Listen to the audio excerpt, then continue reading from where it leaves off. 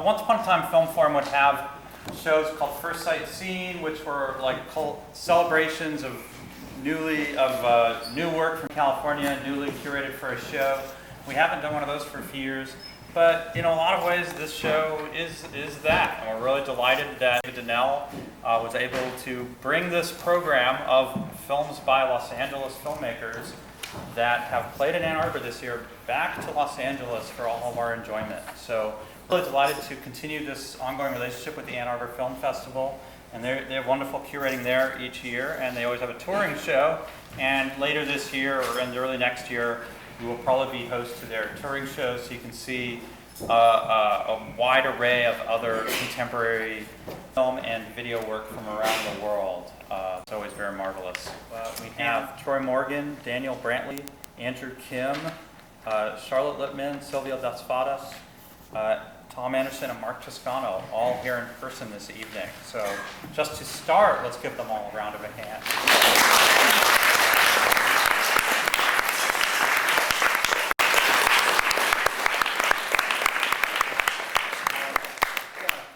Just want to say a few words, but thanks again for having me back, Adam, and thank you to Filmforum for hosting this program. For those of you might be familiar with the Ann Arbor Film Festival, it's the longest running festival for independent experimental film in North America. We just had our 52nd edition in late March, where we showed just over 200 films. Most of those are contemporary works, so it's film and video made in the past 2 years, but then we also have specially curated thematic programs and artist retrospectives. Two of the makers that we had retrospective series for have works in this evening's program. That's Penelope Spheris and Thom Andersen, both based here in Los Angeles. And you know, out of the, I don't know, like 70 or so cities that the makers who had works in this year's festival, you know, Los Angeles seemed to have this kind of for this year, this great representation, in addition to the Penelope and Thom's retrospective, let's say maybe a dozen other filmmakers from Los Angeles with works in this year's festival. So I was really pleased that Adam was interested and saw how hopefully fun this program could be, and really pleased that a number of the makers are here. I'd just like to also add that the films are in kind of juried competitions. They're reviewed by 3 jurors, and one of those jurors was Steve Anker. And 2 of the works that we'll see tonight did receive awards, and kind of significant awards. Andrew Kim, we'll see his film Willow Wisp got the most promising filmmaker, and Charlotte Pryce received a Film at Wits End Award, which is not only just for the film that we'll see this evening, a study in natural magic, but also in recognition of her body. So it's not an insignificant award. Kind of pleased to be able to share that work with you. So the filmmakers will come up after, and yeah, we'll go from there. So I hope you enjoy the program. We have Troy Morgan.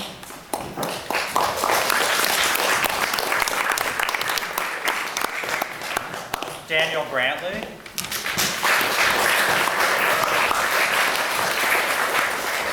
Andrew Kim.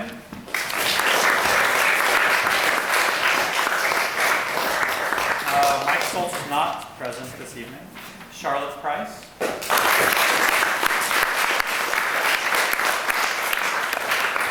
Silvia das Fadas.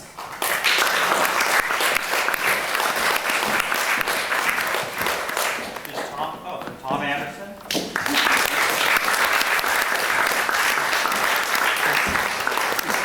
And also our 16mm projectionist this evening, Mark Toscano.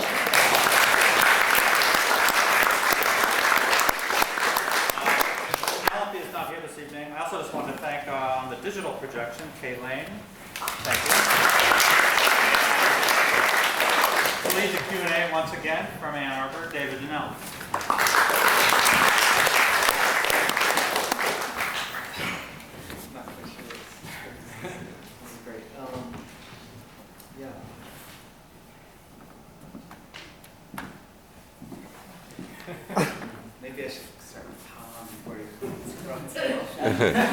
Thom,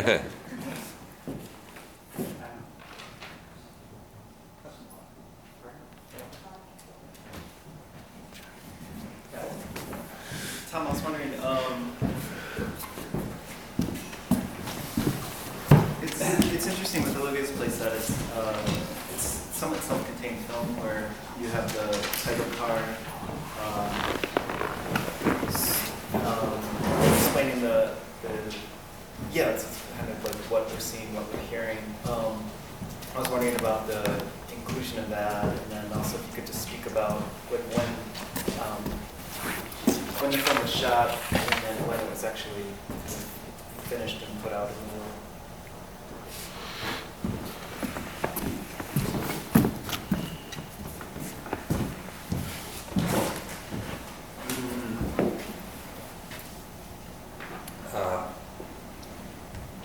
I guess I was trying to, for there not to be any suspense in the movie, so that you knew what to expect. But then you can appreciate it more. Let's see, so it was February of 1966, Sunday afternoon, and then,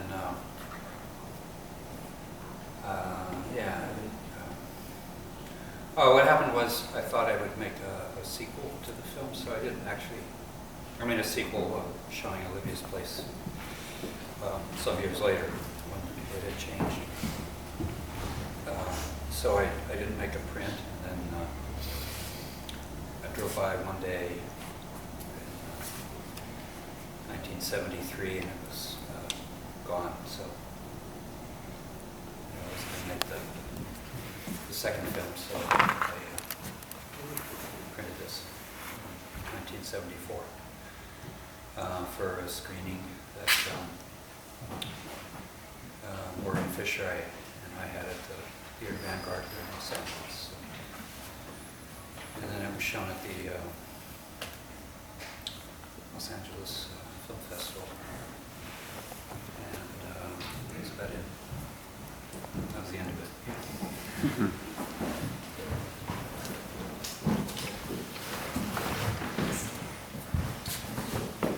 Silvia, I was wondering if you would just speak about the source material,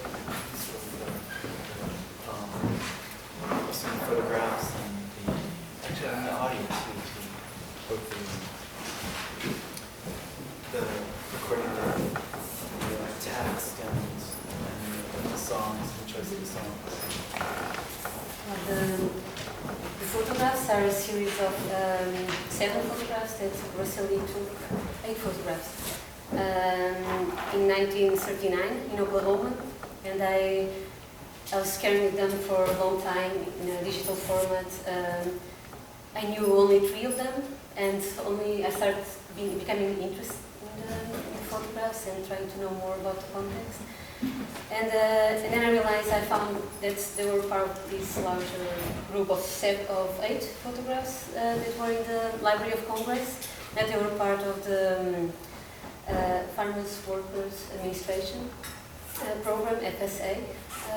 They were part of this collection of photographs, and I just became very interested in them because they were portraying a leisure moment,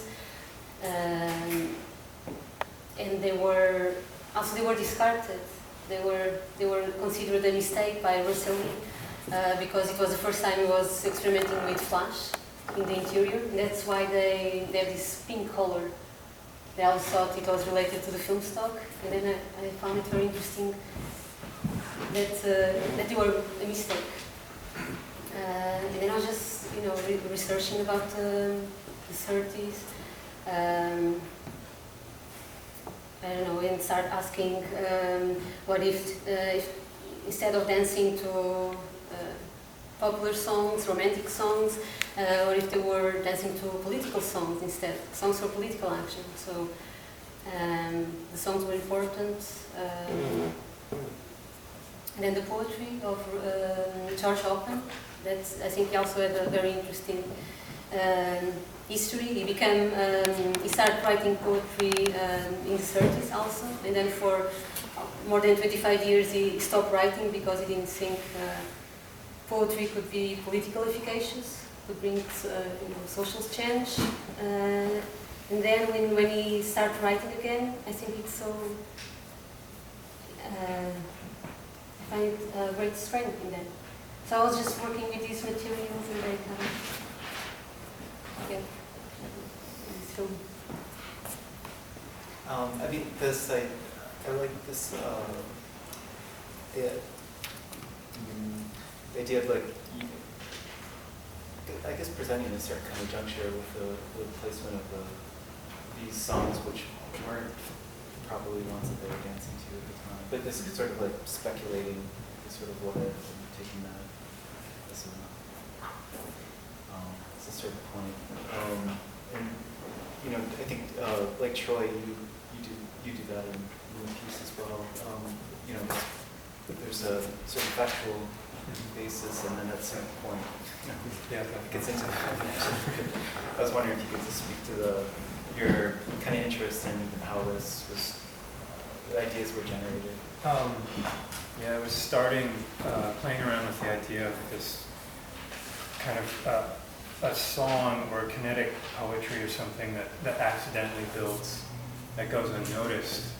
And at the same time I was trying to put together something like that, I just randomly kind of asked the question, what if there was a radio that could hear ghosts? And when I started looking into it, there was this rumored device that Tesla built, where he thought he heard something that came from another dimension, or that maybe heard, it was called a spirit radio. So once I found that, I started finding all the other things that were happening with the development of technologies during that time period. And there was all this really interesting stuff with people using radio waves. And I found that Marconi, like Tesla's radio may have accidentally heard Marconi's transmission, and I found there was this organist that was very close to him, so I started forcing these things together to kind of build the original idea that I was playing with. And that's how that was pieced together. And at the end, is that wax or is that an actual object? And I'm sorry? In the end of your film, the Tesla wax zone, is that actual object or is No. Okay.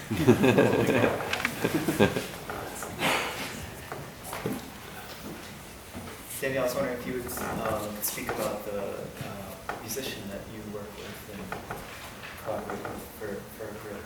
Yeah. So yeah, the music is by Son of Ra, who is Cameron Stallings. That's his band. I've collaborated with him before on videos and also like live projection and shot film with him. And, really love his music. But this particular piece was kind of my own independent. I kind of worked on it independently, and it was originally just kind of sort of a portrait of my backyard, my children, and sort of this garden, a day in the garden, and wanted to kind of a joyful kind of experience actually. I wanted to kind of remember and having, you know, it's kind of pretty emotional actually to see it. Those are my children in the movie and my dog, and it's I did it kind of for them, and but I showed it to Cameron and a couple of times while I was making it, and he was into it, and so and at the end we just kind of decided to sort of push it out there as like a music video piece, but it's kind of more just kind of a short sort of portrait film. It's like an American psychedelic pastoral. Yeah. Yeah. Well, I think I've been seeing a lot of Rose Lauder films with you. It's kind of inspired by that. But with a garden film. Yeah. The garden gnome, the protector of the fruit trees.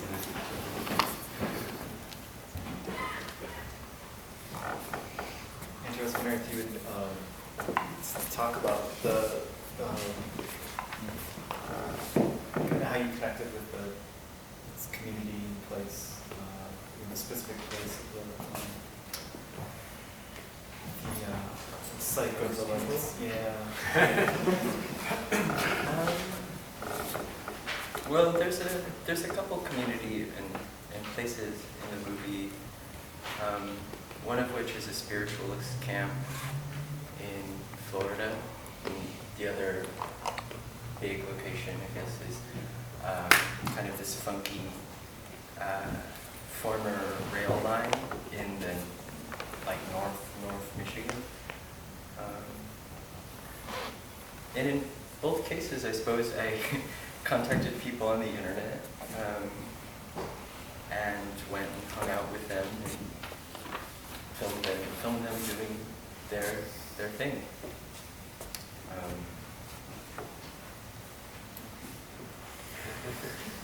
Which was, often a pretty ostensibly banal experience, but I think the movie is kind of about seeing things in places where there may or may not be anything at all. So, yeah. I had a fun time. I should just open it up to. Question for Charlotte. Charlotte, can you compare to your other work? The film is, in my opinion, quite a departure, as it seems like very loud in a very quiet sense. I was wondering what you were thinking when you were making it, and how that impacted kind of that feeling. I think with this film, I was really searching for a different kind of cinematic structure for myself. Rather than thinking about a sequence or a narrative or collage, I was really looking at ways people have thought visually in the past and felt the spell, which is what it sort of is, was really appropriate for what it was that I was looking for, this moment of revelation, which is very cinematic at the same time. It has very ancient roots. So yes, I think it does have like a different kind of structure from my other films, at least personally. It feels like I'm moving through things, so yeah, that's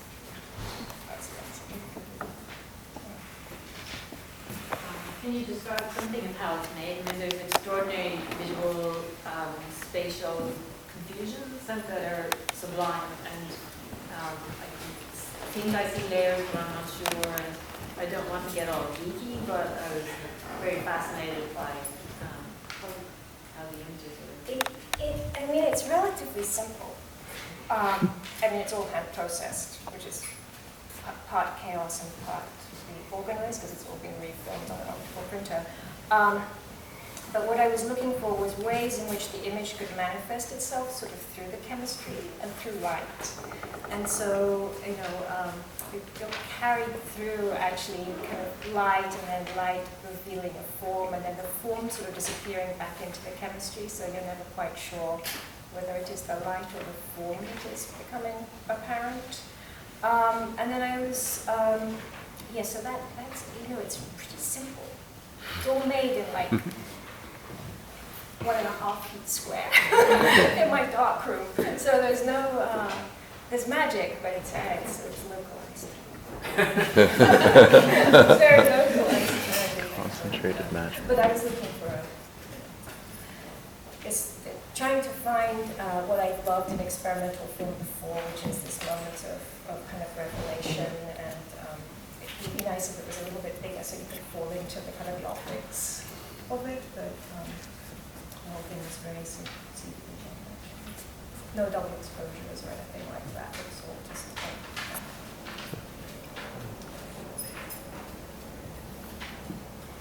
I have a question for about your film. Seeing it with the distance of time, the film really seems to be about history, but I had a sense that even in the moment of shooting, that you had some kind of sense of historicizing, memorializing that building. And what you just said about wanting to do a second film, visiting the same spot, gave me that sense too. But it seems a kind of strange and an almost impossible thing to do to kind of be writing history in the current moment, but there's so many details in there that seem to suggest, the JFK thing or that certain generation of Harlem Globetrotters. It's hard for me to think of what it was to shoot that at that moment, and if you were thinking about history and historicizing that space and memorializing it, or freezing that moment in history as you were shooting it, or is that the thing that's kind of emerged now with the decades that have passed in shooting? Yeah.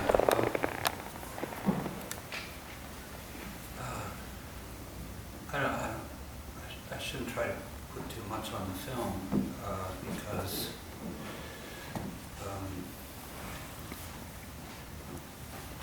it was just an impulse to make a film and indeed to document place, but a place created by a person, Olivia Fair, who was the owner, and who also worked there, and I think influenced quite a few people who went to eat there, some of them all the time.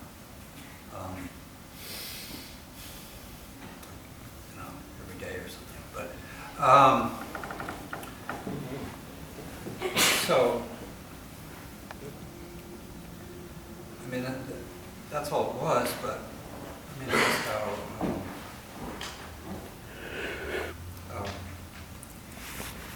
that's how historical records are made out of someone's desire or proclivity or some kind of sense of necessity, right?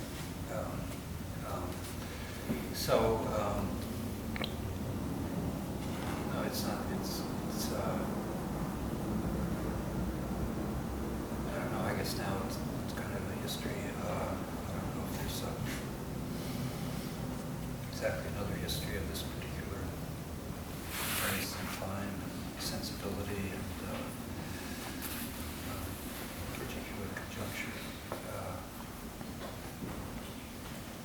There's a sense of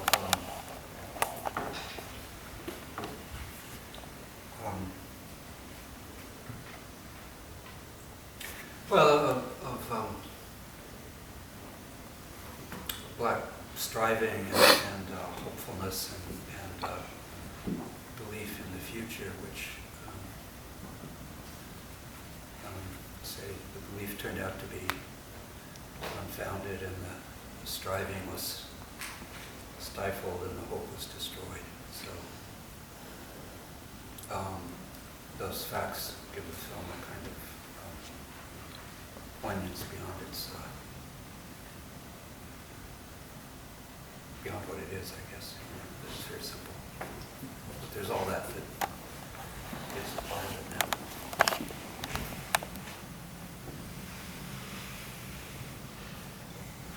I think it's interesting that Penelope's film about her mother at the Circle Bar is down the street from Olivia's place. How close? Oh, yeah? Well, yes. Oh, where's the Circle Bar? Circle Bar is around, I think, Pier and Main Street. Sorry? Pier and Main Street around there. Up here. And where is Olivia's place? It was maybe 5 or 6 blocks north. Yeah, so I think it's kind of interesting that those two places are part of the scene juxtaposed. And I don't know, I wish Penelope were here to kind of comment on. I'm happy to learn that just now. Genius program.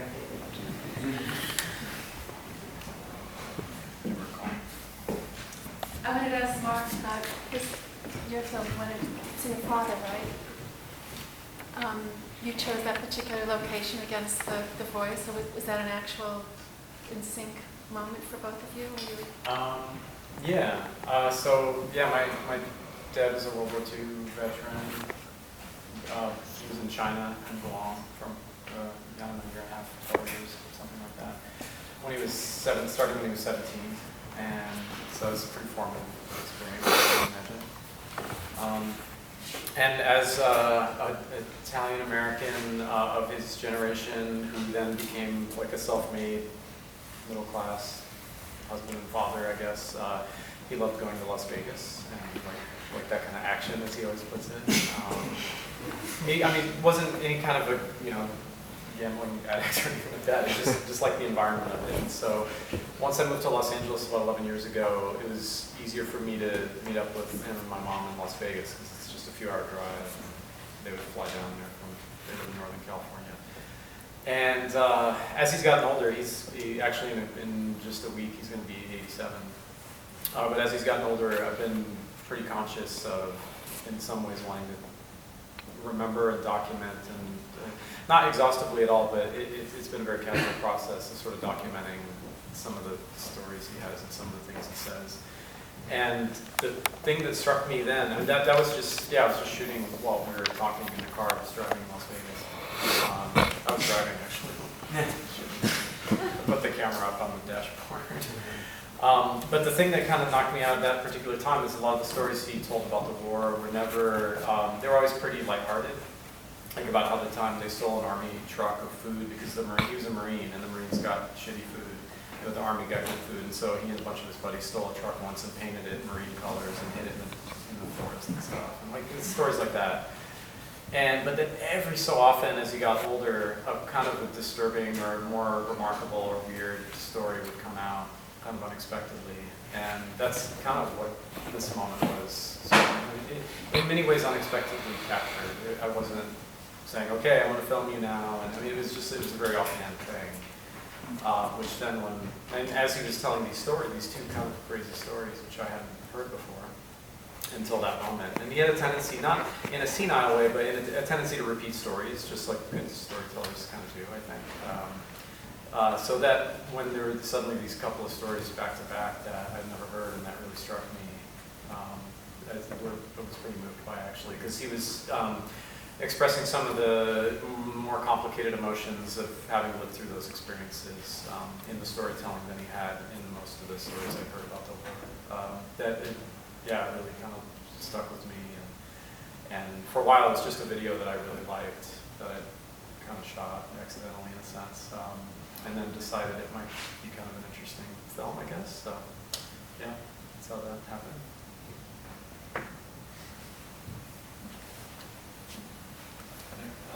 Comments or questions?